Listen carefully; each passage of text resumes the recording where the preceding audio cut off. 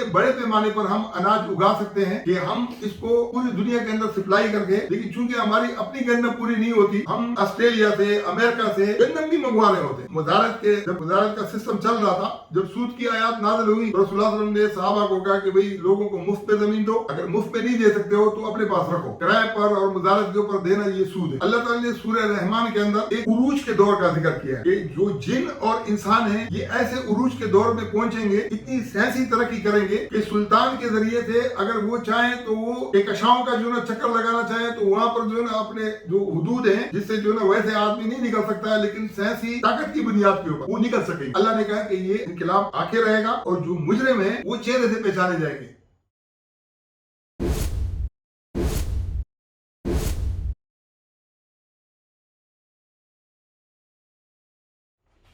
پھر اللہ تعالیٰ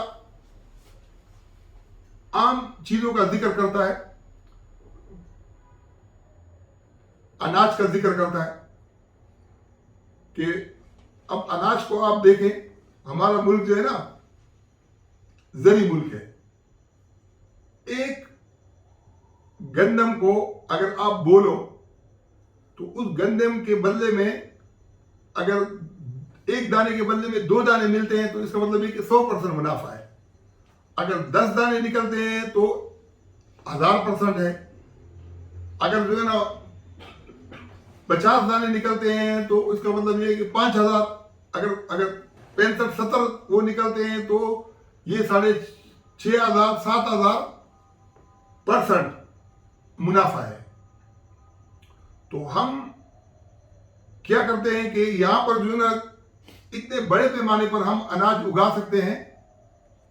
کہ ہم اس کو پوری دنیا کے اندر سپلائی کر کے، افغانستان کے بارڈر کے اوپر ہر وقت گندم کی ضرورت ہوتی ہے، آپ اس کو جتنا بھی گندم دو وہ آگے بھی اس کو وہ لے جائیں گے، لیکن چونکہ ہماری اپنی گندم پوری نہیں ہوتی، ہم آسٹریلیا سے، امریکہ سے گندم بھی منگوا رہے ہوتے ہیں۔ اگر اس کو ہم جو رسول اللہ صلی اللہ علیہ وسلم نے جب مدارت کا سسٹم چل رہا تھا، جب سود کی آیات نازل ہوئی تو رسول اللہ صلی اللہ علیہ وسلم نے صحابہ کو کہا کہ بھئی لوگوں کو مفت پہ زمین دو، اگر مفت پہ نہیں دے سکتے ہو تو اپنے پاس رکھو، کرائے پر اور مزارت کے اوپر دینا یہ سود ہے۔ اس پر چاروں امام بھی متفق تھے۔ اب اگر ہم آئیں گے روایات کے اوپر، اور تو ان روایات کے اندر کبھی اس کے اوپر انشاءاللہ میں موقع ملے گا اور میں آپ سے بات کروں گا کہ یہ روایات کی بنیاد کے اوپر ہم کتنے حقائق سے جو ہے ہٹ چکے ہیں۔ حضرت عبداللہ بن مسعود کے سامنے کسی نے بات کی کہ ابو بکر اور عمر نے جو ہے یہ کہا ہے، معاملہ کیا تھا، معاملہ یہ تھا کہ ایک حج کران ہے کہ جس کے اندر عمرہ اور حج کا احرام ایک ساتھ باندھا جاتا ہے۔ رسول اللہ صلی اللہ علیہ وسلم نے زندگی میں ایک حج کیا ہے اور اس حج کے اندر حج کران کیا ہے۔ آپ صلی اللہ علیہ وسلم نے عمرے کے ساتھ حج کا احرام بھی باندھا، تو پھر حضرت عمر نے اپنے دور کے اندر پابندی لگا دی۔ تو جب حضرت عثمان کا دور آیا، حضرت عثمان نے اس سے زیادہ سخت پابندی لگائی، تو علی نے جو ہے نا بربلا کا، یہ بخاری کی روایت ہے کہ میں جو ہے نا نیت کرتا ہوں حج کران کی، حج اور عمرہ کی ایک ساتھ میں میری نیت ہے اور میں جا رہا ہوں نا، یہ تم کون ہو روکنے والے؟ اب قرآن کے اندر بھی اللہ تعالیٰ نے کہا کہ ایک ساتھ حج اور عمرہ کا ذکر کیا ہے، نبی علیہ السلام کی سنت کے اندر بھی تھا، لیکن اس کے باوجود جب عبداللہ بن مسعود کے سامنے کسی نے کہا کہ ابو بکر، عمر اور عثمان نے منع کیا، تو انہوں نے جواب دیا، بولتے کہ مجھے جو نا یہ حیرانگی ہے کہ تم پر آسمانوں سے پتھر کیوں نہیں برس پڑتے؟ میں کہہ رہا ہوں کہ رسول اللہ صلی اللہ علیہ وسلم نے یہ فرمایا، تم بولتے کہ ابو بکر عمر نے یہ کیا ہے، رسول اللہ صلی اللہ علیہ وسلم کے سامنے ابو بکر اور عمر کو لاتے ہو تو۔ اب اس کے اوپر جو ہے نا ایک اختلاف ہو گیا کہ رسول اللہ صلی اللہ علیہ وسلم کی سنت سے کیا حضرت عمر نے منع کیا تھا؟ چونکہ جو مذہبی طبقات ہیں فقہ کے اندر، مسالے کے اندر اس کو صحیح رخ نہیں دیا، تو بعض لوگوں نے جو صحابہ کرام سے جو ہے نا وہ بدظن تھے، انہوں نے کہا کہ مشرکین مکہ کے دور میں بھی پابندی تھی، اسلام نے پابندی کھولی قرآن میں، حدیث میں، اور انہوں نے پھر مشرکوں کی طرح حضرت عمر اور حضرت عثمان نے اسی نظام کی طرف لے گئے۔ حالانکہ اگر صحیح جواب ان کو دیا ہوتا کہ بھائی قرآن میں بھی جائز ہے، رسول اللہ صلی اللہ علیہ وسلم کی سنت میں بھی جائز ہے، اور حضرت عمر نے جو منع کیا ہے قرآن اور سنت کے مقابلے میں منع نہیں کیا. حضرت عمر نے اس لیے منع کیا کہ جب گرمی کے اندر جب سواریاں بھی نہیں تھی، اور گرمی کے موسم کے اندر جب کوئی عمرہ کرے اور حج سے پہلے پہنچے اور وہی احرام باندھا ہوا ہو، وہ نہا بھی نہیں سکے، تو اس کے احرام سے کتنی بدبو آتی ہوگی. اب وہ جو ہے نا اگر ایک ساتھ بہت بڑا اجتماع ہو اور اس کے اندر جو ہے نا یہ اس کا جو تعفن ہے بدبو کا، رسول اللہ صلی اللہ علیہ وسلم کی تو